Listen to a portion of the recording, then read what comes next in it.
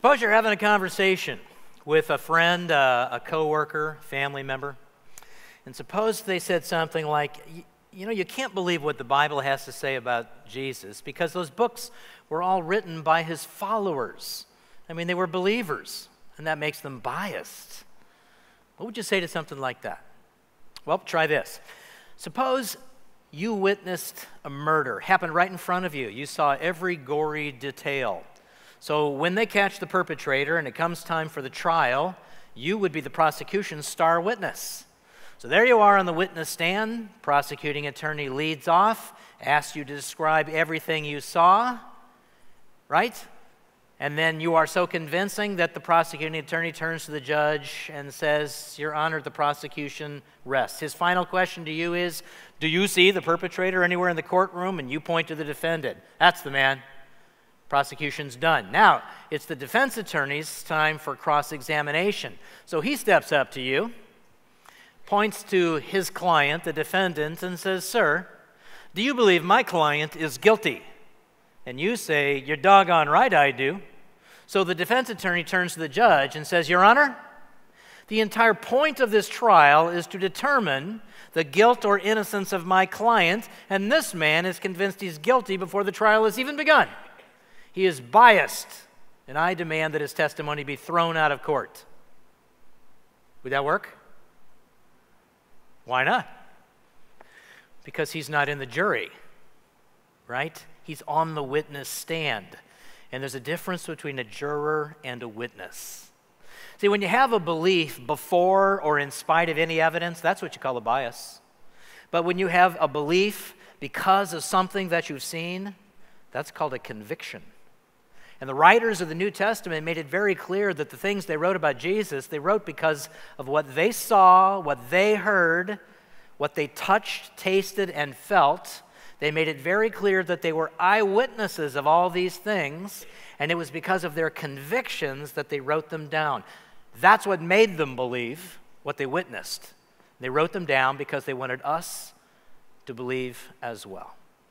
In fact, in a court of law, if you lack conviction as a witness, that ruins you as a witness. Do you believe my client is guilty? I prefer to keep an open mind about things like that. No, if you saw it happen right in front of you, you would have a conviction just like the writers of the New Testament did. Or suppose that you're having a conversation with a friend, coworker, family member, and suppose somebody says to you something like, Isn't the Bible really open to interpretation? I mean, seriously, can't you just make it say anything you want it to say? What would you say to something like that? Well, try this. Suppose you said to me, run to the store and get some bread. So an hour later, I come back empty-handed, and you say, where's the bread? Oh. So I reach in my pocket, and I pull out and hand you $200 in cash. Here you go. I didn't want money. I wanted a loaf of bread. Oh, well, you said bread. Now, you might think I'm a little thick, but come on, let's be fair. Bread is a slang term for money, so it's possible to interpret your words in that way, right? Or when you said, run to the store and get some bread, suppose an hour late I come back drenched in sweat and panting. What happened to you? Are you kidding? It must be 3 miles to the store. That's a long run. And you might say, I didn't mean physically run. I meant just go, hurry things along. And again, you might think I'm kind of thick, but that's a fair interpretation of your words, isn't it? Run to the store could mean physically run. But suppose when you say run to the store and get some bread, I disappear for 2 weeks. And when you finally track me down, you find me in the Bahamas. And you ask me, what are you doing in the Bahamas? And I say, you know, when you said run to the store and get some bread, I took that to mean go to the Bahamas, take a 2-week vacation, and use your credit card. I think you'd complain about that. Even if I argued that language is flexible and open to interpretation, I think what you would say is there is no way that you could interpret my words to get that meaning from my words. You know, the Bible is written in ordinary human language. And to even talk to each other, we have to interpret those words all the time. All language is subject to interpretation. We all use cliches and figures of speech, metaphors and analogies just to have a conversation with someone. To understand them, you have to do some interpretation. But there's a limit to how far words are open to interpretation. Isn't that true? In the same way, to read and understand the Bible, yeah, you have to do some interpretation. And there are places where it can be hard to understand. But for most of it, just read it. Is the Bible open to interpretation? No. You can only stretch the language so far. It's just subject to interpretation like all human language is, right? But to be fair, the Bible can be made to say anything you want. You know how? If you never read it. Because if you never read it, I can tell you it says anything I want and you won't know any better. How do you defend yourself from something like that? Read it. You read it for yourself, and then you'll know what it can and can't say, right? Or suppose you're having a conversation with a friend, coworker, family member. Suppose they say something like, you know that old illustration about the 3 blind men and the elephants? Uh-oh, did you ever hear that illustration? It goes something like this. 3 blind men have a hold of an elephant. Somebody asked them, what is the elephant like? So the first blind man, he has a hold of the elephant's trunk. And he says, well, elephants are kind of long and round like a fire hose. That's what they're like. The second blind man says, no, you're nuts. Because you see, he has a hold of the elephant's ear. He says, elephants are kind of big and flat like a rug or a canvas sail. The third blind man has a hold of the elephant's tail. He says, you're both out of your minds. An elephant is thin and long like a snake. Now, they seem to contradict each other, but is any of them really wrong? Aren't they really just experiencing different parts of the elephant? Right? And in all the talk that you hear today about God, God is like this and God is like that, all these things that seem to contradict, is anybody really wrong? Because aren't we all just experiencing different parts of God? You ever heard this illustration? Pretty good, huh? What would you say to something like that? Well, try this. That's a great illustration, but let's adjust the illustration a little bit. 3 blind men meet together in a room, and they say to each other, I'm bored. Let's go out and find an elephant and see what an elephant is like. So they all grab their canes and they head out. First blind man heads out the door, turns to his right, wanders off into the woods and says, you know what? Elephants have leaves. Second blind man heads off straight ahead. He wanders into the men's room. He says, son of a gun. Elephants are smooth and cool like porcelain. Third blind man, he turns to the left and stumbles down a flight of stairs and says, ow, elephants hurt. Are any of them really wrong? I mean, aren't they all just experiencing different parts of an elephant?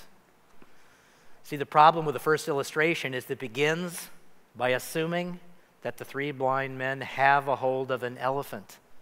And that's the whole question, isn't it? When people are experiencing different parts of God, is it God they're experiencing at all? Or have they all just wandered off into the woods? What we're involved in here, and will be for the next 2 weekends, is an ancient practice, perfectly good pastime, with a perfectly terrible name. The name is apologetics. And the reason it's a terrible name is because it sounds like we're saying we're sorry for something. But that's not where the word comes from. Apologetics is actually a legal term. If you're a defense attorney in a court of law, to offer an apology means to deliver a defense for your client.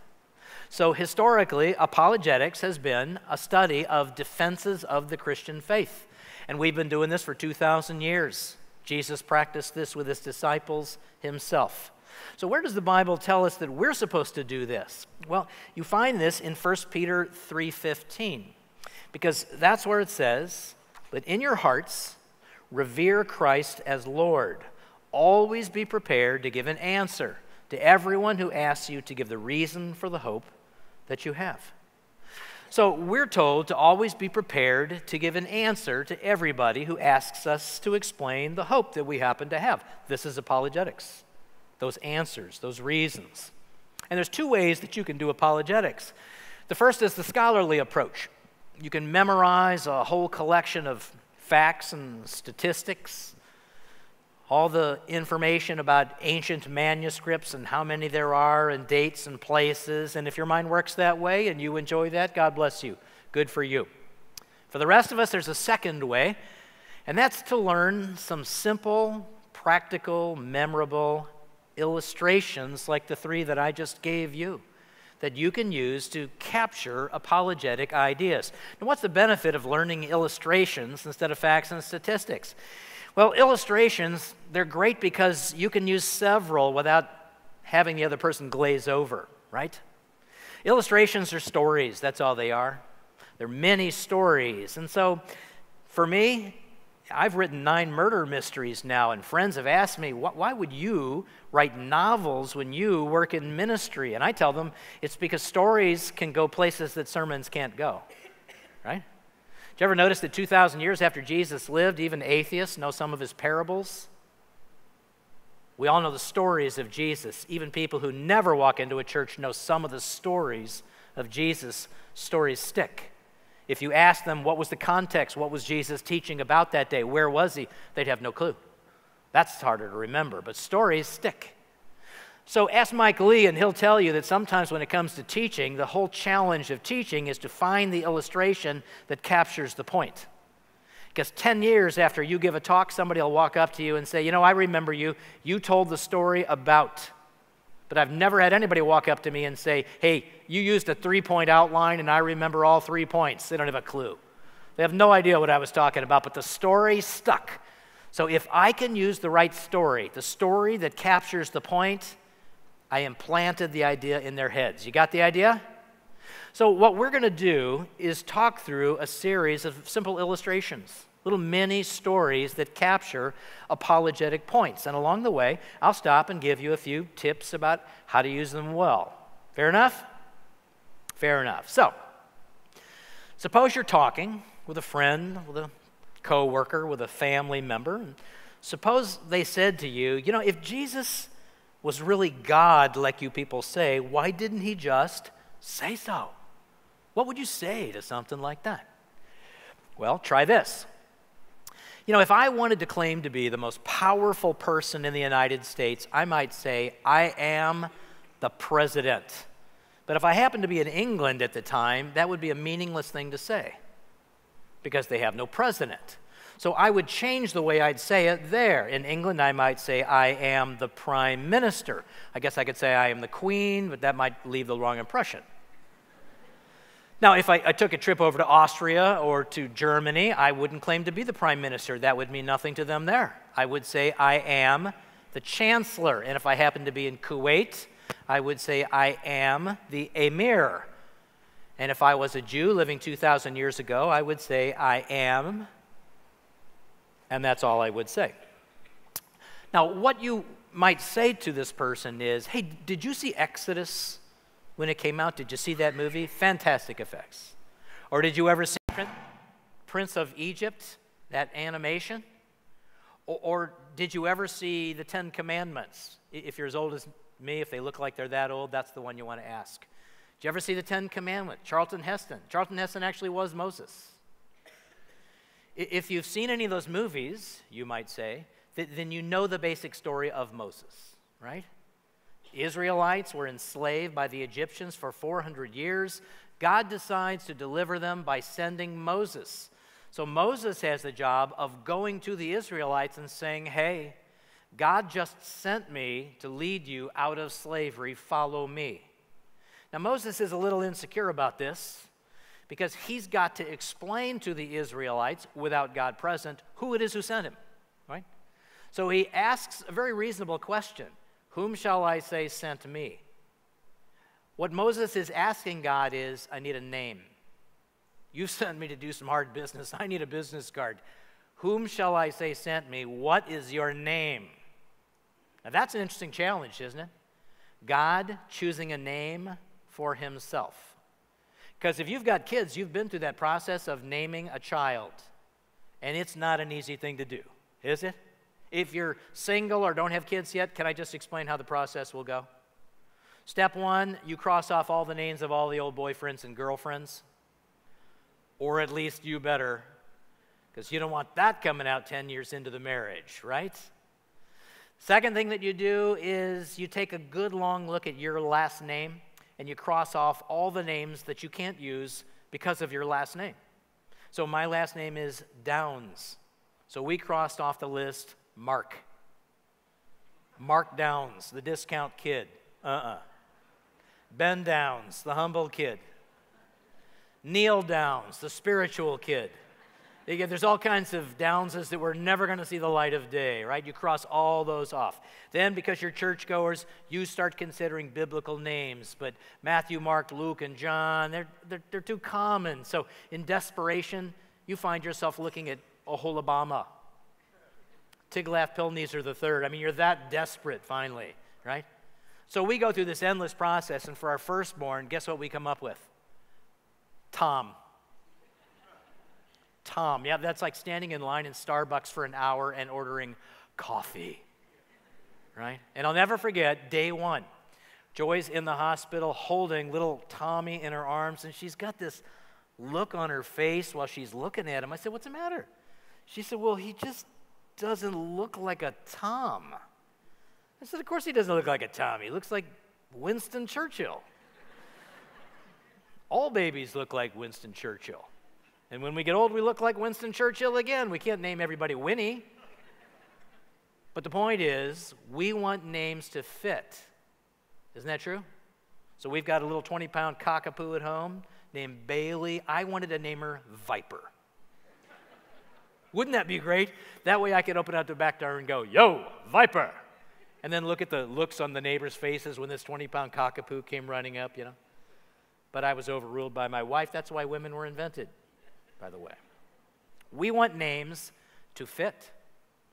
In the Bible, you find that names often describe. They've got actual meanings. This name means that. Now, God has got to choose a name for himself. What does he do? What does he say? Roberto. Always like the sound of that. Johann. Now, that's a little too Swedish. Olaf. Maybe a name from Frozen. What name could describe a unique being, the indescribable God? And so what you find in Exodus chapter 3, verse 14, it says this. God said to Moses, "I am who I am.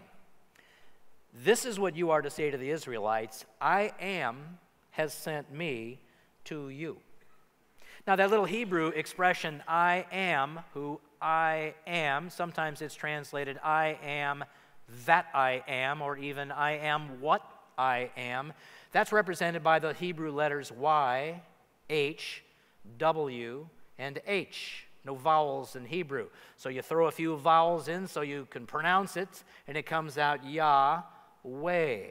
And Yahweh to the Jews was the most holy name of God. They had other names to use to describe God, like Elohim and Adonai, but Yahweh. I am is the name God chose for himself, and a pious Jew would never have spoken that name out loud, because unclean lips should never speak the most holy name of God. That brings us to John chapter 8 in the New Testament. Because in John chapter 8, Jesus is having a discussion with Jewish listeners, and here's what you find. Jesus says, "Your father Abraham rejoiced at the thought of seeing my day. He saw it and was glad. You are not yet 50 years old," they said to him, "and you have seen Abraham?" "Very truly I tell you," Jesus answered, "before Abraham was born, I am." I am what? Sounds like an incomplete sentence. But they got it. Because you see, the next verse, verse 59, says, "At this," that means at those words, "they picked up stones to stone him. But Jesus hid himself, slipping away from the temple grounds." Why would they pick up stones to stone him? Because Jesus just committed blasphemy, right? He just used God's name as his own name. And you can't do that in a Jewish culture. So what if your friend, your coworker, your family member, what if they would say, Okay, so Jesus claimed that he was God, but that doesn't make it true, right? What would you say to something like that? Well, try this. When you were a kid, did you ever go on vacation with your parents? Did you ever pile into the car and go on road trips? I got a friend named Dan. Dan used to live here in Cary. Dan said that that's what they would do as kids, road trips in the station wagon. And he said his dad would never stop to eat anywhere but Kentucky Fried Chicken. And he said at the end of every vacation, all the vinyl in the car was shiny. Isn't that great? We'd stop at Bojangles for Bowberry biscuits. All the vinyl in the car was like flypaper. You say to your friend, did you ever go on road trips? Because when I was a kid, we used to play this game called Who Am I? And the way the game works is you give a series of clues, and their challenge is to kind of deduce from the clues who the unique individual is that you're talking about. So, I live in Washington, D.C. Who am I? Well, you're President Obama. Nope. I live in the White House. Who am I? Oh, okay, you're Michelle Obama. Nope. I'm a teenager. Who am I? Oh, okay, you're Malia Obama. Nope. I just turned 14 last week. Who am I? Oh, you're Sasha Obama. Now, with each step, with each question, there's different people that could be possible answers. But by the time I got to the fourth question, only one person fits all the characteristics, right? I never told you that it's Sasha Obama. Never told you that. You came up with that. But it's a logical deduction, and there is no other possibility. No other person anywhere in the world fits all four of those categories. The goal of the game, Who Am I, is to stretch it out as long as you can, right? As many clues as possible, disguising it until the very end. Don't you find it interesting that when Jesus used the name of God as his own, and he did it multiple times, every time it happened, his listeners picked up stones and tried to kill him? The problem is that Jesus had a distinct mission, a sense of what it was he wanted to accomplish in his life on earth, and he seemed to have a timetable in mind as well. And nothing messes up your timetable like people killing you. And that's why he only said, I am, a few times, and instead he played a game of who am I with people. And the game went something like this. People marvel at my teaching. Who am I? A wise man, a sage. Nope. I can predict the future. Who am I? Oh, well, then you're a prophet. Nope. I existed before the world existed. Who am I? Well, you're an angel. Nope. I can control the forces of nature. I can heal congenital diseases with nothing more than a word. I have authority to forgive sins, not the sins that you will commit against me, the sins you will commit against one another. And I will return one day to be the ultimate judge of all things. Who am I? Who else is there? You see, that list of questions narrows it down to only one possible being, and that's the God of the universe. Sometimes Jesus came right out and said, I am. Other times he said, who am I? And you'll notice if you read through the Bible, Jesus saying to people, who do men say that I am? And then he would turn to his disciple and say, who do you say that I am? Suppose you're having a conversation with a friend, with a coworker, family member, and suppose they would say something like this. But why didn't he make the issue clearer? Why didn't he just walk around saying, I'm God, I'm God, I'm God? Why would he do that? Why didn't he just make it perfectly clear? Try this.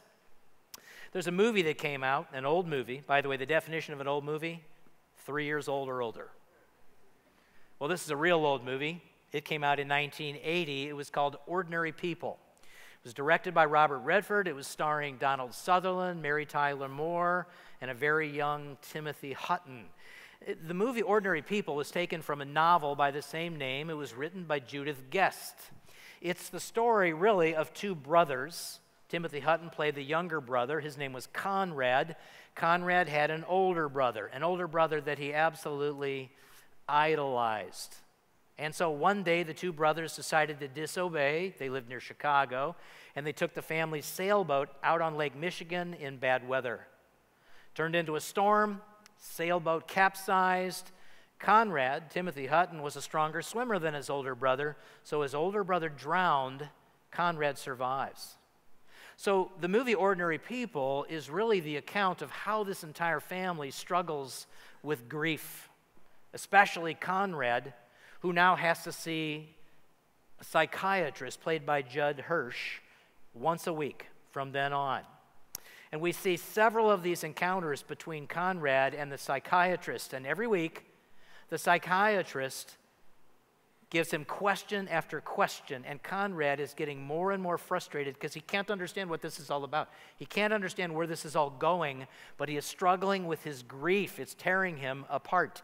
And in the climactic scene of the movie here, now this is a spoiler alert, but it's a 35-year-old movie, okay? So you got plenty of other options out here. In the climactic scene of the movie, finally there's a breakthrough where Conrad says to the psychiatrist, "It should have been me. I should have died instead of my brother." He's been struggling with survivor guilt, and suddenly he understands. And when he says that, the psychiatrist says, "Yes." And then Conrad shouts at him, "Why didn't you tell me?" Because obviously he's known all along. And the psychiatrist says to him, "Because you had to say it." Isn't that an interesting thought? The psychiatrist knew what his struggle was all along. But there are some thoughts, some things, some truths that are so profound, they are so deep in their implication, nobody can just tell you. It's not going to change your life that way. You have to say it, right? And that's what happens in raising kids. You raise your kids, you explain your faith. Jesus is God, He's God, Jesus is God. Yeah, but they have to say it. Right? A time has to come where that becomes their own belief. And that's why Jesus would say to people, "Who do men say that I am? But who do you say that I am?" That's why often I like to say to people, "Have you ever read the life of Jesus?" Don't say to people, "Have you read the Gospels?" What is a gospel? It's a kind of music. That's what it is. What does gospel mean to anybody but us? Watch your jargon. Say to people, "Have you ever read the life of Jesus?" Tell them there are 4 mini histories of the life of Jesus in the Bible. Call them histories. They are. 4 mini histories of the life of Jesus. None of them is any longer than a copy of Sports Illustrated, and there are no distracting swimsuits. Yeah, you can read one in a sitting. And when you read the life of Jesus, ask yourself 2 questions. Who did this guy think he was? And then, who do you think he was? That's the challenge that you want to give to different people. Now, let me be honest here. What we're doing here, talking about apologetics, some Christians don't like this. Some Christians have complaints about this entire practice. And usually the complaint comes in one of 2 forms. Objection number 1 is, look, you can't argue anybody into the kingdom. And you know what? They're right about it. But on the other hand, you can't preach anybody into the kingdom. You can't evangelize anybody into the kingdom. John chapter 6, verse 44, Jesus said, "No one can come to me unless the Father who sent me draws him." I can't do anything to get somebody into the kingdom. God has to do it. But God in His sovereignty is pleased to work with us in a cooperative way. So He uses our evangelizing, and He uses our preaching, and He uses our reasoning and apologetics too. He uses our illustrations. But you know, there is one good point to this complaint. There is no sense in arguing with people. Remember, I showed you 1 Peter 3:15. You could see it on the screen there. When I showed it to you the first time, I left off the second part of the verse. Here's the rest of it. "In your hearts revere Christ as Lord. Always be prepared to give an answer to everyone who asks you to give the reason for the hope that you have, but," see this part? "Do this with gentleness and respect." See, what Peter is telling us is, you need to be prepared with an answer, but deliver your answer in a certain style. In all communication, there is content and there is style, and style is everything. C.S. Lewis once said, "Love is the great apologetic." That's just another way of saying style is everything. And what I'm telling you here is whatever clever answer reason, fact, or statistic you ever come up with to explain to another person, all along the way you should be asking, was I gentle? Did I say that in a respectful way? Because that's what we're told to do. Now, the second complaint that Christians have about doing apologetics, this one has a spiritual spin on it. This one is, if you really have faith, you don't need to do this kind of thing. Because you see, faith is all you really have to have. In fact, you're watering down or taking away from faith if you need reasons and explanations for the things that you believe. And it sounds pretty noble, only it's not very biblical. I want to show you a passage from John chapter 20. Very interesting situation and very relevant to you and me today. In this situation, Jesus has already been crucified, and he has already risen from the dead. And he appeared to his disciples in a closed room, but not all the disciples were there at the time. Most notably absent at the time was Thomas. So we come in here on John chapter 20, verses 24. Now Thomas, also known as Didymus, one of the 12, was not with the disciples when Jesus came. So the other disciples told him, "We have seen the Lord." But he said to them, "Okay then, I believe you."